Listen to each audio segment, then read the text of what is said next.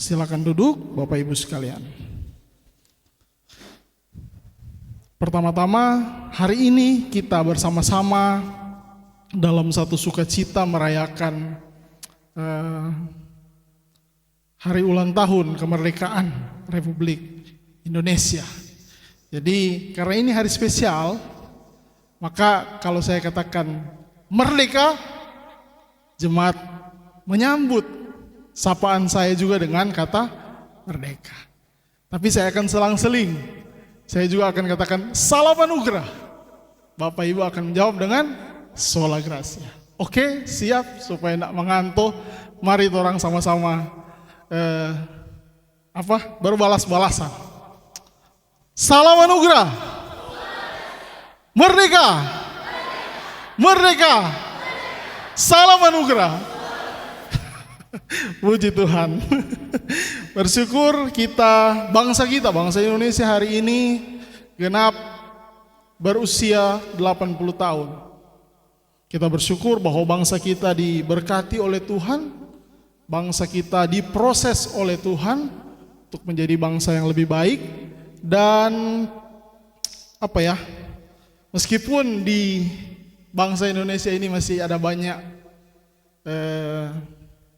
intoleransi, tapi kita bersyukur bangsa kita semakin hari semakin lebih baik tentunya.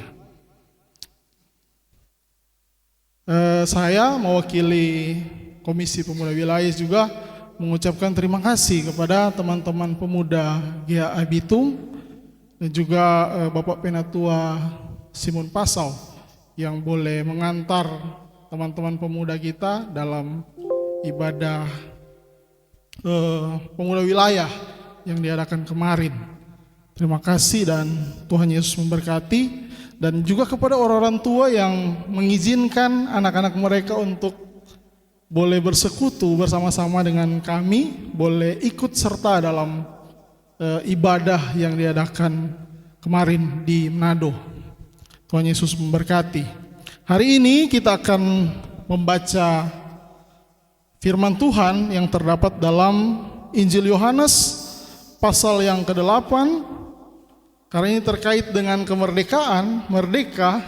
Jadi kita akan melihat Injil Yohanes pasal 8 ayat yang ke-30 sampai ayat yang ke-36. Injil Yohanes pasal 8 ayat 30 hingga ayat yang ke-36. Saya meminta partisipasi dari Bapak Ibu sekalian. Kita akan membacanya secara berbalas-balasan. Saya akan membaca ayat yang genap, Bapak Ibu sekalian akan membaca ayat yang ganjil. Begitu seterusnya. Yohanes pasal 8 ayat 30 sampai ayat yang ke-36.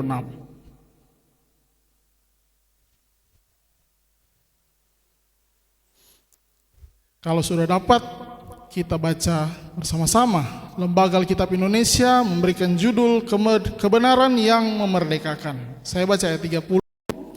Setelah Yesus mengatakan semuanya itu, banyak orang percaya kepadanya.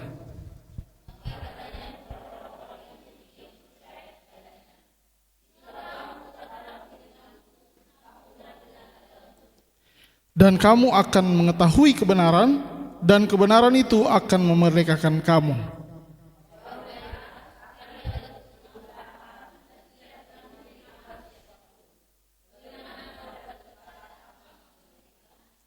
Kata Yesus kepada mereka, "Aku berkata kepadamu, sesungguhnya setiap orang yang berbuat dosa adalah hamba dosa.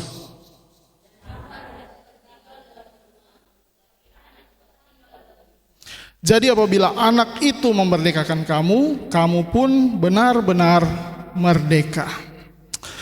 Pembacaan firman Tuhan kita pada pagi menjelang siang ini saya beri judul Merdeka dari Dosa, Terikat pada Kristus.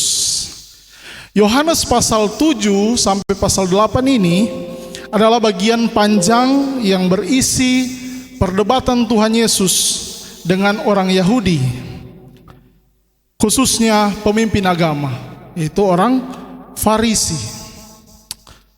Mereka berdebat soal identitas Yesus. Apakah Yesus ini benar-benar Mesias atau hanya sebagai orang yang ngaku-ngaku saja? Jadi mereka berdebat soal identitas dari Tuhan Yesus. Dan juga mereka berdebat soal otoritas ajaran daripada Yesus. Apakah ajaran Yesus ini berasal dari Allah atau hanya buatan manusia saja? Dalam Yohanes pasal 7-8 ini kita bisa melihat, nanti Bapak Ibu bisa renungkan di rumah, bisa baca. Ada perdebatan yang besar di antara Tuhan Yesus dan juga pemimpin umat Yahudi pada saat itu. Peristiwa ini terjadi pada perayaan Hari Raya Sukkot atau Hari Raya Pondok Daun. Hari raya besar dari orang Yahudi. Hari raya yang berlangsung selama 7 hari penuh, 1 minggu full. Hari raya ini berlangsung selama 1 minggu, ditambah dengan 1 hari pertemuan raya sesudahnya atau hari yang ke-8. Jadi total ada sekitar 8 hari perayaan Sukkot ini dirayakan oleh orang Israel. Dasar Alkitabnya di mana? Imamat pasal 23 ayat 34 sampai 36.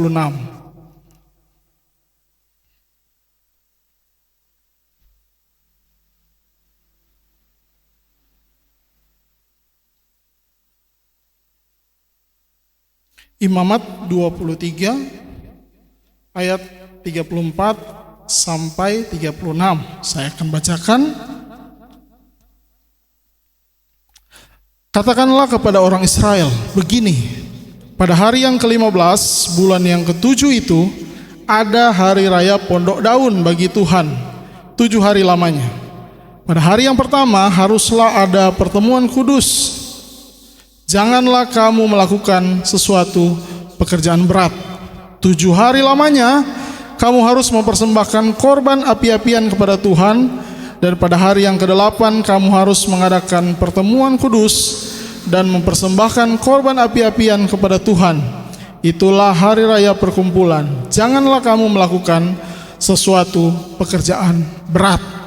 Nah, ini yang menjadi dasar bagi orang Yahudi dalam merayakan perayaan Sukkot atau hari raya Pondok Daun. Berikut adalah beberapa ritual atau makna perayaan Sukkot supaya kita tahu ya Bapak Ibu latar belakang daripada perayaan ini. Kita akan melihat beberapa ritual perayaan Sukkot yang ada. Yang pertama, tinggal di pondok atau sukkah. Umat tinggal di pondok-pondok sementara selama 7 hari sekaligus mengingat perjalanan di padang gurun dan perlindungan Allah. Nah, ini seperti ini gambarnya. Jadi orang Israel walaupun mereka ada rumah, di perayaan Sukkot ini mereka membuat pondok untuk mereka tinggal sementara selama 7 hari sekaligus mengingat perjalanan di padang gurun dan perlindungan Allah selama mereka berada di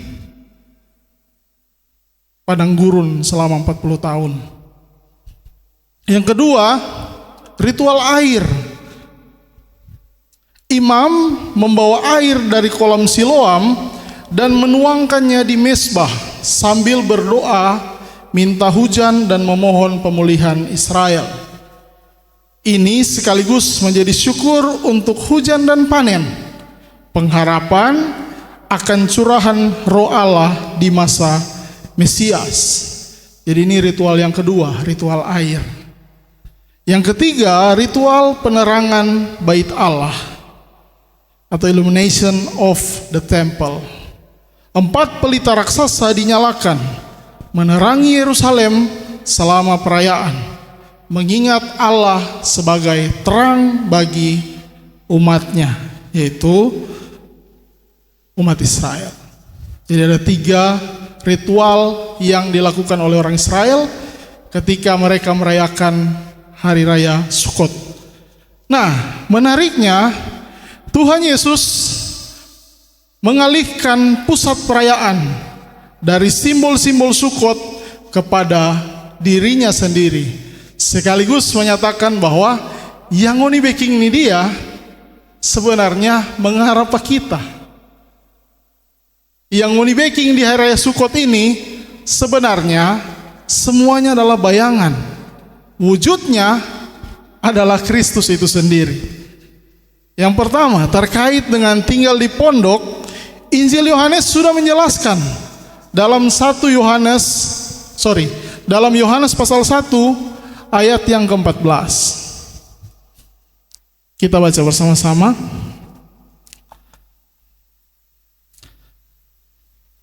Yohanes 1 ayat 14. Firman itu telah menjadi manusia dan diam di antara kita, dan kita telah melihat kemuliaannya, yaitu kemuliaan yang diberikan kepadanya sebagai anak tunggal Bapa, penuh kasih karunia dan kebenaran. Yohanes sudah menjelaskan bahwa Kristus diam di antara kita. Kata diam ini dalam bahasa Yunani disebut skenu, artinya berkemah atau bertabernakel, diam bersama-sama dengan manusia.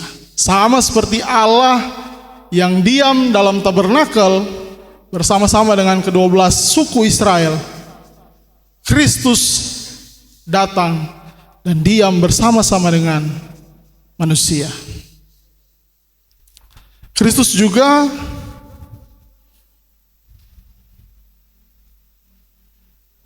memberi pernyataan bahwa dia bukan dari dunia ini dalam pasal 8 ayat yang ke-23, sekaligus memberi pengertian bahwa hanya Allah yang tidak berasal dari dunia. Kehadiran Yesus juga adalah Allah yang berdiam, sama seperti yang disinggung tadi. Kehadiran Kristus juga adalah Allah yang berdiam di tengah umatnya sebagai perlindungan dan penyertaan sejati. Jadi ritual pertama yang mereka lakukan itu mengarah kepada Kristus yang pada akhirnya diam bersama-sama dengan manusia, menyelesaikan permasalahan manusia yang terutama, yaitu masalah dosa. Dia berinisiatif datang ke dunia menjadi sama seperti kita, diam bersama-sama dengan kita. Yang kedua, terkait dengan ritual air, Tuhan Yesus berfirman dalam Yohanes pasal 7, dalam rangkaian tadi kita melihat di pasal yang ke-7 ayat yang ke-37 sampai 38. Saya bacakan. Dan pada hari terakhir, yaitu pada puncak perayaan itu, perayaan Sukot, Yesus berdiri dan berseru, "Barang siapa haus, baiklah ia datang kepadaku dan minum. Barang siapa percaya kepadaku, seperti yang dikatakan oleh kitab suci, dari dalam hatinya akan mengalir aliran-aliran air hidup." Kristus ingin agar supaya orang Israel mengerti bahwa ia adalah sumber air hidup yang menjadi ritual daripada mereka, yang menjadi sebenarnya adalah maksud Allah untuk diingat bagi orang-orang Israel. Ia adalah sumber air hidup yang memuaskan dahaga rohani dan membawa kehidupan kekal. Ritual yang kedua mengarah kepada Yesus. Ritual ketiga terkait dengan ritual penerangan. Yesus berkata dalam Yohanes pasal 8 ayat yang ke-12, maka Yesus berkata pula kepada orang banyak, katanya, "Akulah terang dunia. Barang siapa mengikut aku, ia tidak akan berjalan dalam kegelapan, melainkan ia akan mempunyai terang hidup." Ritual yang ketiga mengarah kepada Kristus. Kristus adalah terang sejati yang menuntun keluar dari kegelapan dosa menuju kehidupan yang kekal. Bapak Ibu bisa melihat di sini dari 3 ritual yang dilakukan oleh orang Yahudi dalam perayaan Sukot, semuanya mengarah kepada Kristus. Secara implisit Kristus berkata, semua yang mau dirayakan itu, semua itu tentang kita. Kenapa kita so datang ini? Kita tuh air hidup, kita tuh terang dunia, kita tuh yang diam bersama-sama dengan Allah yang berdiam bersama-sama dengan manusia.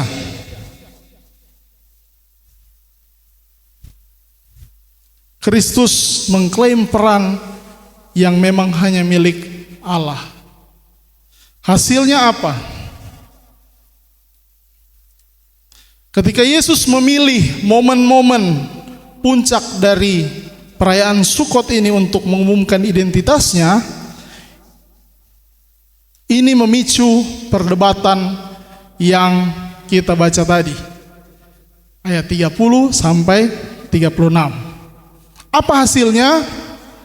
Orang Israel tetap tidak percaya. Orang Israel sedemikian jauh Kristus menjelaskan bahwa Dia adalah air hidup, Dia adalah Allah yang diam bersama-sama dengan manusia, Dia adalah terang dunia. Orang Israel masih belum percaya, bahkan tidak percaya. Bapak Ibu mungkin membaca tadi di ayat yang ke-30, kan di situ ditulis banyak orang percaya kepadanya. Banyak orang percaya kepadanya. Siapa penafein so bisa langsung simpulkan bahwa dorang tidak percaya. Kita bisa melihat di ayat yang ke-36, Tuhan Yesus memberi sekali lagi penegasan bahwa mereka harus menerima Dia sebagai satu-satunya yang bisa memerdekakan mereka. Sekaligus juga memberi kita gambaran bahwa mereka yang mendengarkan Yesus pada waktu itu hendak benar-benar menerima Kristus dalam hati. Baca ayat yang ke-36.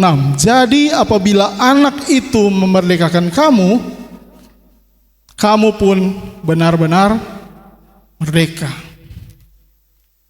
Rasul Paulus juga ketika menulis kepada jemaat Roma juga menegaskan bahwa Roh yang memberi hidup telah memerdekakan kamu dalam Kristus dari hukum dosa dan juga hukum maut.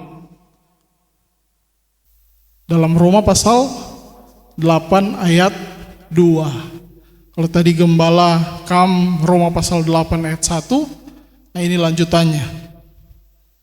Roh yang memberi hidup telah memerdekakan kamu dalam Kristus dari hukum dosa dan hukum maut.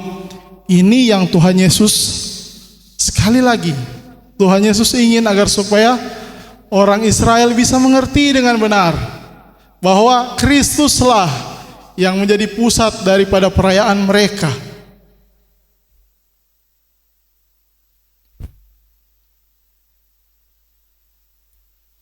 John MacArthur, salah satu teolog Kristen populer,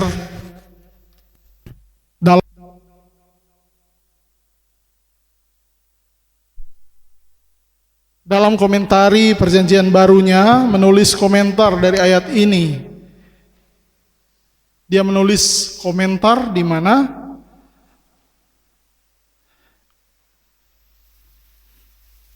mereka yang ditulis percaya ini di ayat yang ke-30 tadi, mereka yang ditulis percaya ini bukanlah murid sejati. Keyakinan mereka hanyalah ketertarikan sesaat belaka. Mereka tidak percaya betul-betul orang yang di ayat 30 ini. Donald Arthur Carson seorang teolog pengajar Alkitab ternama di kalangan Injili, dalam bukunya yang berjudul The Gospel According to John, berkomentar tentang ayat 30 ini bahwa keyakinan orang-orang ini bersifat permukaan. Karena pada ayat 37, kalau kita baca bersama-sama ayat yang ke-37, Yesus berkata bahwa aku tahu bahwa kamu adalah keturunan Abraham, tetapi kamu berusaha untuk membunuh aku, karena firman-Ku tidak beroleh tempat di dalam kamu. Bapak Ibu bisa melihat di sini, mereka tidak benar-benar percaya. Mereka berusaha untuk membunuh Yesus. Yohanes tidak menggunakan kata percaya di sini dalam arti keselamatan yang sejati. Seperti tadi yang saya katakan, ketertarikan sesaat belaka. Artinya kata percaya di sini belum tentu berarti iman yang menyelamatkan. Bapak Ibu perhatikan, kata percaya di sini belum tentu berarti iman yang menyelamatkan, yang di ayat 30. Melainkan bisa berupa kepercayaan awal atau rasa kagum sementara. Itulah sebabnya mengapa kita perlu mengingatkan manusia yang berdosa. Dalam hal penginjilan, seharusnya yang kita ingatkan pertama kali keadaan manusia sebelum mengenal Kristus, yaitu manusia adalah orang yang berdosa. Bagaimana orang mau terima obat kalau tidak disadarkan bahwa dia sakit? Bagaimana orang mau terima Kristus kalau orang tidak sadar bahwa ngana ini orang berdosa? Sama seperti saya juga orang berdosa.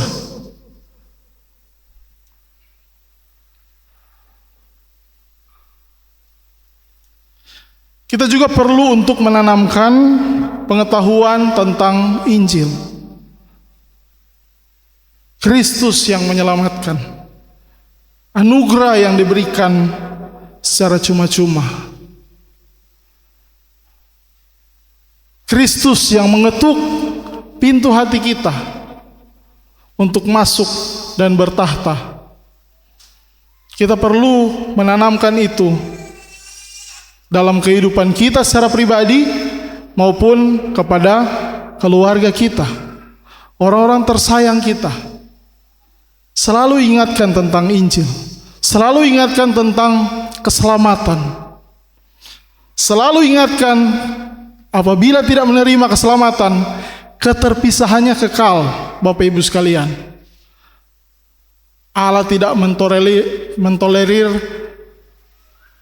ketika dalam hidup kita di dunia ini kita tidak menerima Kristus. Ketika kita mati, ketika kita meninggalkan dunia ini, tidak ada lagi pengharapan bagi orang yang tidak menerima Kristus dalam hati.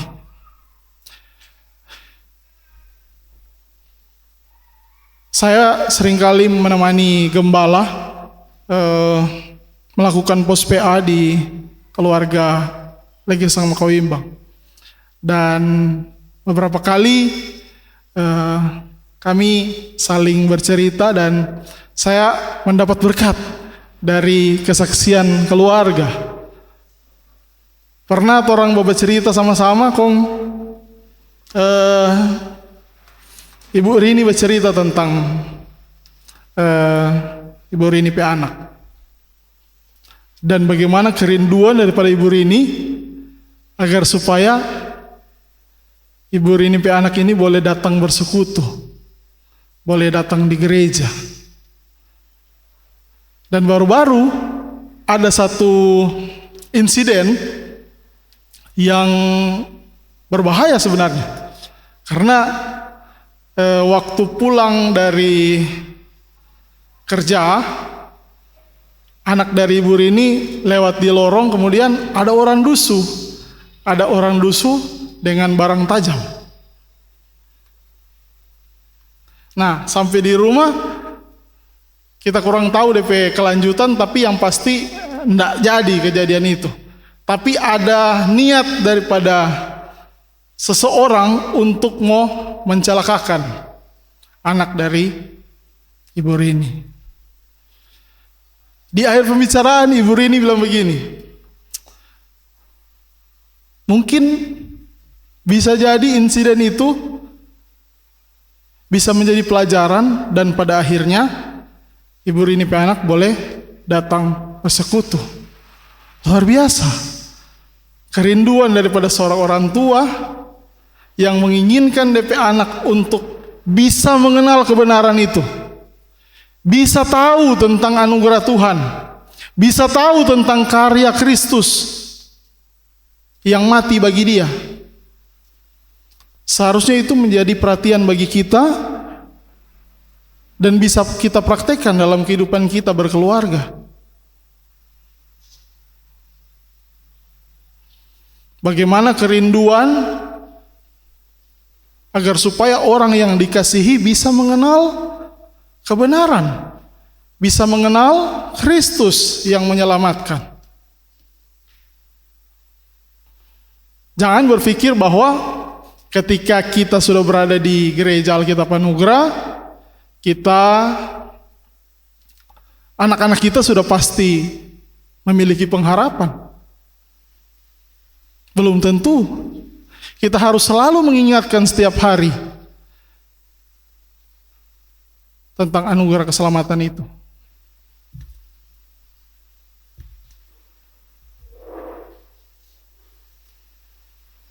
Yang kedua, orang merdeka pasti berubah.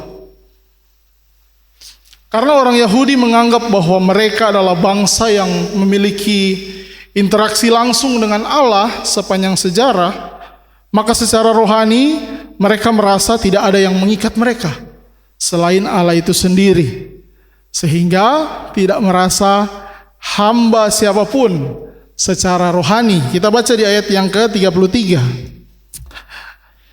Saya bacakan, jawab mereka, kami adalah keturunan Abraham dan tidak pernah menjadi hamba siapapun. Bagaimana engkau dapat berkata kamu akan merdeka? Ini perkataan dari orang-orang Yahudi kepada Yesus. Karena Yesus berkata kebenaran itu akan memerdekakan kamu. Bagaimana Tuhan bilang kita merdeka? Kita sudah jadi bangsa pilihan Tuhan.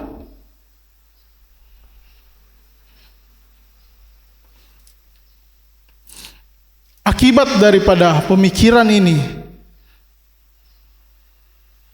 maka mereka menjadi seperti ini. Pemikiran mereka seperti ini. Karena Allah sudah menebus mereka dari Mesir, maka mereka merasa mereka berkenan di hadapan Allah, sekaligus tidak lagi menjadi hamba manusia.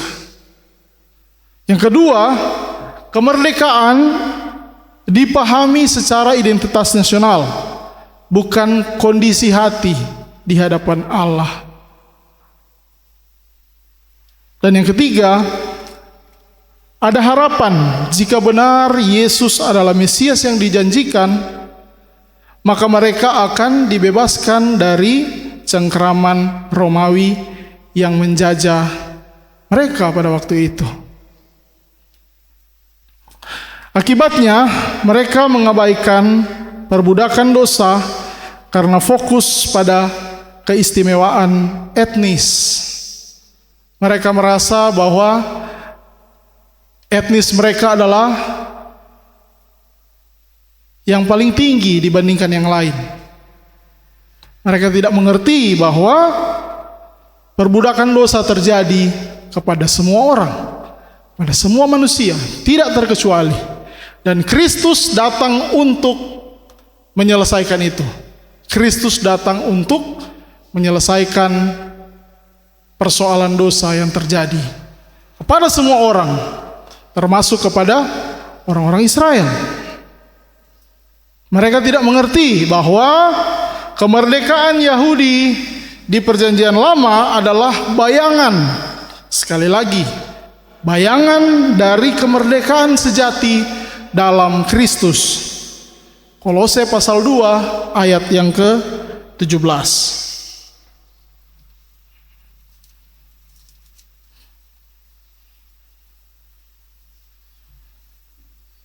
Ayat 16-17 saya bacakan. Karena itu janganlah kamu biarkan orang menghukum kamu mengenai makanan dan minuman, atau mengenai hari raya, bulan baru, ataupun hari Sabat. Semuanya ini hanyalah bayangan dari apa yang harus datang, sedang wujudnya ialah Kristus. Wujud dari setiap ritual, peraturan yang dilaksanakan oleh orang Yahudi itu hanyalah bayangan dari apa yang harus datang. Wujudnya adalah Kristus.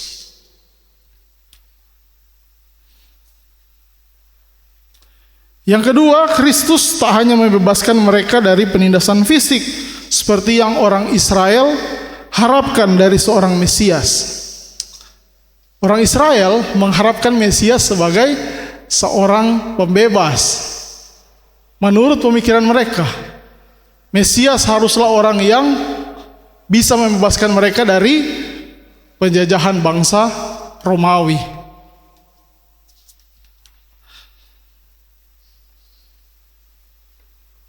Makanya Simon orang Selot gabung dalam ke-12 murid. Bisa saja motivasi terbesarnya adalah menginginkan Yesus sebagai seorang revolusioner yang bisa memerdekakan bangsa Yahudi dari penjajahan Romawi. Bapak Ibu tahu kenapa mereka lebih memilih Barabas dibandingkan Yesus? Salah satu faktornya adalah mereka berpikir bahwa Barabas lebih nasionalis dibandingkan dengan Tuhan Yesus. Karena Barabas adalah seorang pemberontak yang melawan kekaisaran Romawi pada saat itu. Yesus, apa yang dia lakukan? Jadi karena faktor itu, salah satu faktor itu, mereka lebih memilih untuk membebaskan Barabas dibandingkan membebaskan Yesus. Karena Yesus adalah Mesias yang tidak sesuai dengan keinginan orang Yahudi. Padahal sebenarnya kan maksud dari Yesus datang ke dunia adalah untuk melepaskan manusia dari penjajahan dosa dan hukuman yang menanti, yaitu hukuman maut. Upah dosa ialah maut.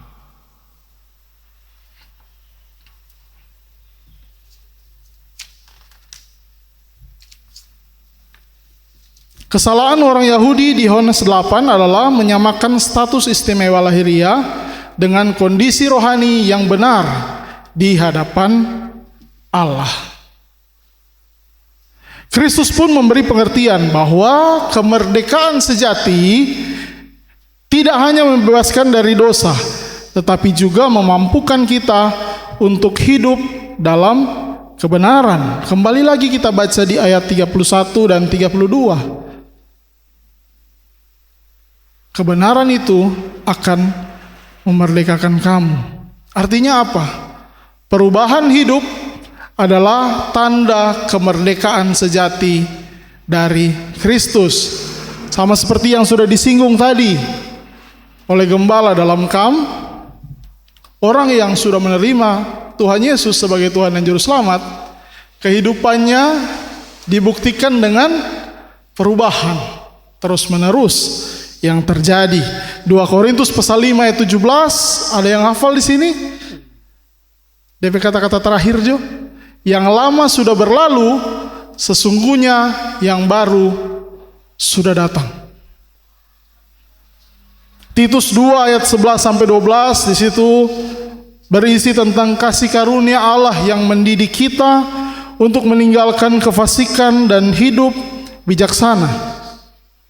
Yohanes pasal 8 ayat 36 juga di situ berkata, apabila anak itu memerdekakan kamu, kamu pun benar-benar merdeka. Benar-benar merdeka berarti tidak kembali diperbudak dosa. Terkait juga dengan Kam tadi. Kita sudah tidak berada dalam hukuman dosa, tetapi dalam kehidupan kita sehari-hari sebagai anak Tuhan, kita diperlengkapi untuk tidak lagi diperbudak dalam dosa. Itulah mengapa pentingnya sesi pengakuan dosa dalam jam doa kita yang diadakan setiap hari Minggu. Ini juga tertuang dalam pengakuan iman Gereja Alkitab Anugerah yang ke-10, kehidupan orang percaya. Di situ dikatakan setiap orang mampu dan harus mengalami kelepasan dari kuasa dosa.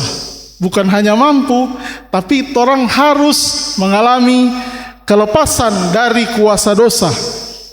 Karena dalam hati kita sudah ada Roh Kudus, maka orang bisa melakukannya. Karena kekuatan Allah yang ada di dalam kita.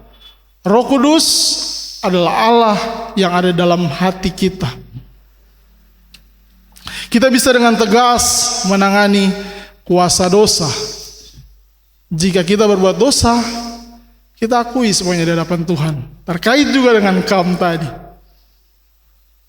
Mau ada perubahan dalam hidup, maka setiap dosa yang kita lakukan harus diakui kepada Tuhan.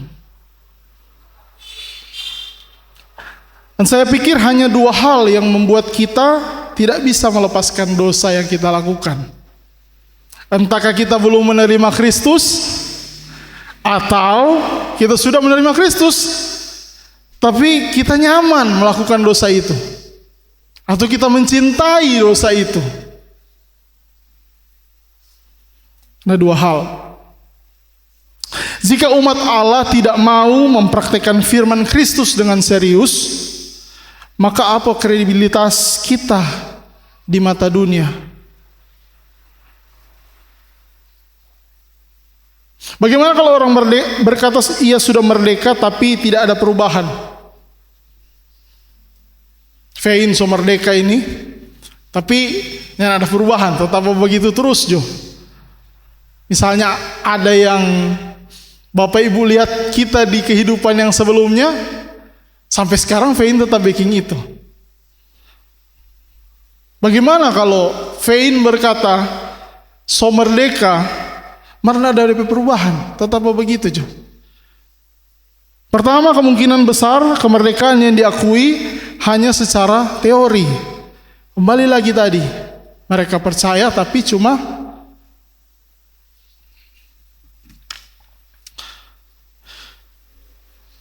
ketertarikan sesaat belaka. Kemerdekaan yang diakui secara teori belum dialami secara rohani. Baru-baru orang bahas tentang rapture di keputraan, dan kita sempat bertanya ke gembala, apakah ada orang percaya setelah kita diangkat? Apakah ada orang percaya yang masih tertinggal? Nah, dari pembahasan kita,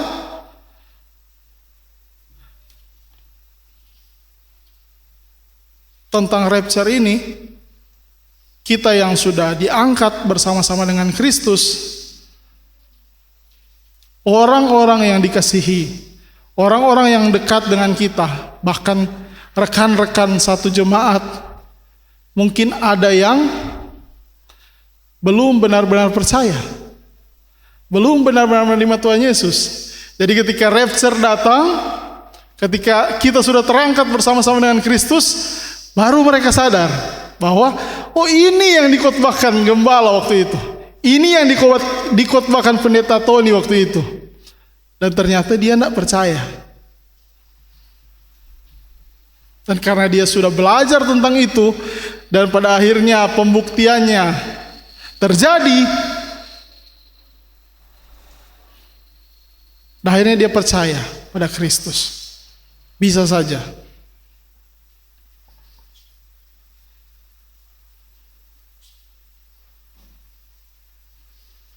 pertama tadi, kemungkinan besar kemerdekaan yang diakui hanya secara teori, belum dialami secara rohani. Dan yang berikut sama seperti Yohanes pasal 8, orang yang percaya tapi masih menolak firman berarti tidak berasal dari Allah. Kita baca masih pasal 8 tapi ayat yang ke-47.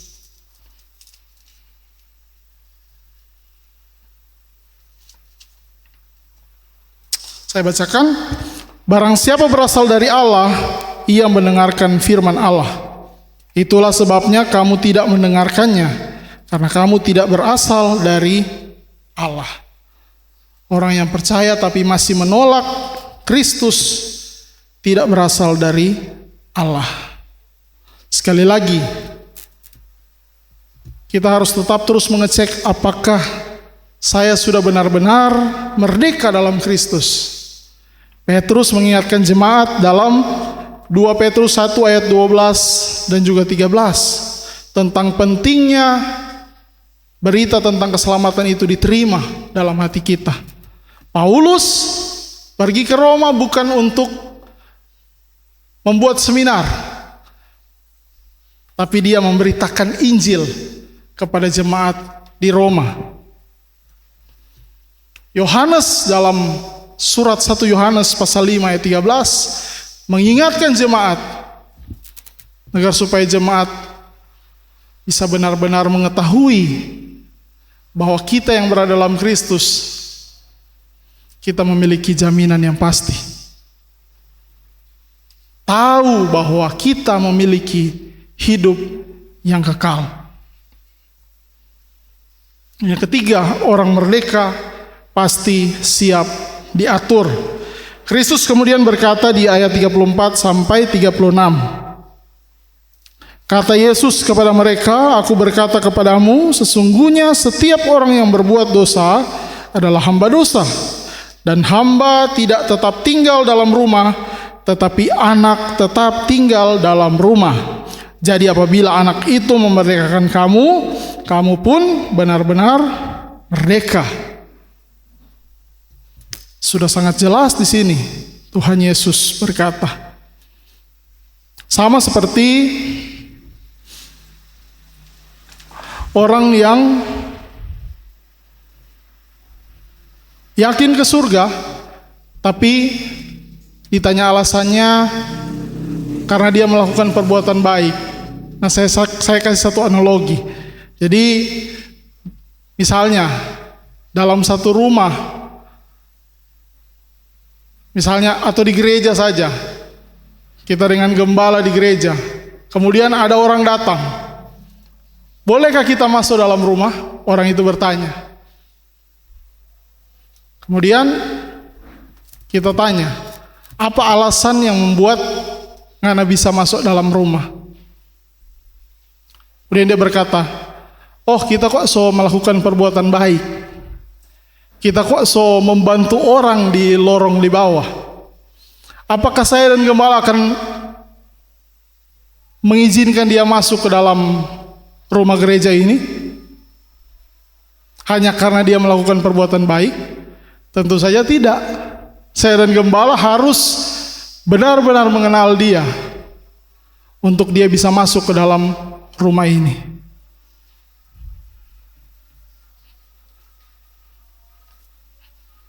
Itu juga yang dikatakan oleh Rasul Paulus dalam Roma pasal 6 ayat 17 sampai 18. Ayat ke-35 ini juga sejalan dengan pernyataan Paulus kepada jemaat Filipi, di mana setelah kita menerima Kristus sebagai Tuhan dan Juru Selamat, maka kita menjadi warga negara sorga. Filipi pasal 3 ayat yang ke-20.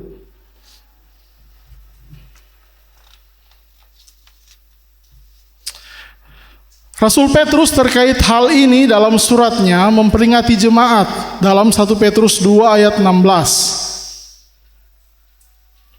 1 Petrus 2 ayat 16. Hiduplah sebagai orang merdeka dan bukan seperti mereka yang menyalahgunakan kemerdekaan itu untuk menyelubungi kejahatan-kejahatan mereka, tetapi hiduplah sebagai hamba Allah.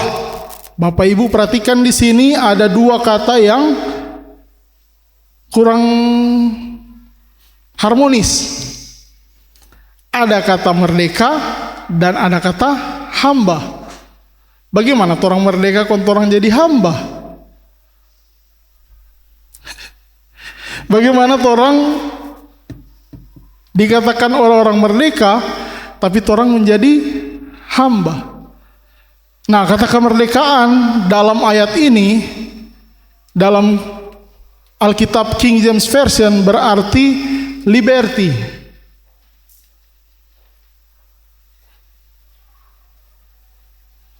Liberty. Kalau orang melihat kata merdeka dalam bahasa Inggris, biasa kata yang sering diucapkan adalah freedom. Jarang orang katakan kata liberty. Nah, kata liberty ini berarti keadaan bebas dari peraturan-peraturan yang dipaksakan oleh pihak otoritas terhadap cara hidup, perilaku, atau pandangan politik seseorang. DP sederhana, kamu mentaati peraturan dalam satu wilayah yang tak perlu dipaksa, karena itu bertujuan untuk melindungi. Jadi kalau orang tahu bahwa peraturan itu dibuat untuk orang, maka orang pasti tidak akan mau protes.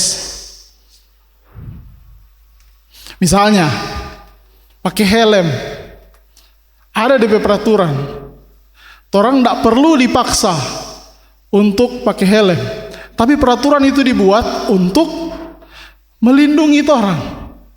Kalau orang tidak pakai helm, kalau tidak minta-minta cilaka, orang pakai kepala aman, karena orang pakai helm. Itu maksudnya. Peraturan yang dibuat tanpa harus memaksakan orang untuk melakukannya, karena itu bertujuan untuk melindungi kita. Jika kita mau dituntun Tuhan, maka kita harus siap diatur, karena peraturan yang Tuhan buat bertujuan untuk melindungi kita. Itu arti dari kemerdekaan dalam Kristus, di mana kita justru menjadi merdeka ketika menjadi hambanya. Kita menjadi merdeka ketika menjadi hambanya. Kemerdekaan Kristen bukan berarti bebas tanpa aturan, tetapi bebas dari kuasa dosa dan dimampukan untuk hidup taat. Paulus kemudian menjelaskan bahwa kemerdekaan itu bukan untuk memuaskan daging, tetapi untuk melayani dan taat pada kehendak Allah. Kesimpulan, orang yang benar-benar merdeka dalam Kristus tahu bahwa ia dimerdekakan bukan karena perjuangan, bukan karena perbuatan, tetapi karena mempercayai Kristus sebagai satu-satunya yang mampu memerdekakannya dari hukuman maut akibat dosa. Yang kedua, orang yang benar-benar merdeka dalam Kristus memiliki Allah Roh Kudus yang menjadi sumber kekuatan baginya dalam mengalami kelepasan dari kuasa dosa oleh ketaatan terhadap firman Allah. Dan yang ketiga, orang yang benar-benar merdeka dalam Kristus siap diatur dan menerima otoritasnya tanpa memberontak, karena hati mereka sadar bahwa yang Tuhan lakukan atau yang Tuhan buat baginya pasti baik. Demikian pembacaan dan perenungan firman Tuhan kita pada pagi menjelang siang hari ini. Tuhan Yesus memberkati. Mari kita satu dalam doa. Kami bersyukur Tuhan karena kami kembali diingatkan bahwa kami merdeka ketika kami menjadi hamba Allah. Kami bersyukur bahwa kami adalah orang-orang yang tahu tentang kebenaran. Kami adalah orang-orang yang berubah dari hari ke hari dengan tuntunan dari Roh Kudus. Dan kami juga adalah orang-orang yang siap untuk diatur oleh Tuhan sesuai dengan maksud dan kehendak daripada Tuhan. Tuhan bantu kami untuk bisa tetap sesuai dengan visi Tuhan. Pelayanan yang kami lakukan berpusat kepada Kristus dan hanya untuk kemuliaan bagi nama Tuhan saja. Memberkati hamba-Mu dan juga seluruh jemaat yang mendengarkan firman ini. Biarlah kiranya kami tetap terus dipelihara oleh Tuhan, kami tetap terus ditegur oleh Tuhan, kami tetap terus bersama-sama dalam satu persekutuan yang memuliakan nama Tuhan. Terima kasih Tuhan, terima kasih. Ini yang menjadi doa kami, permohonan kami, ucapan syukur kami. Dalam nama Tuhan Yesus, Juru Selamat kami yang hidup, kami berdoa dan mengucap syukur. Amin.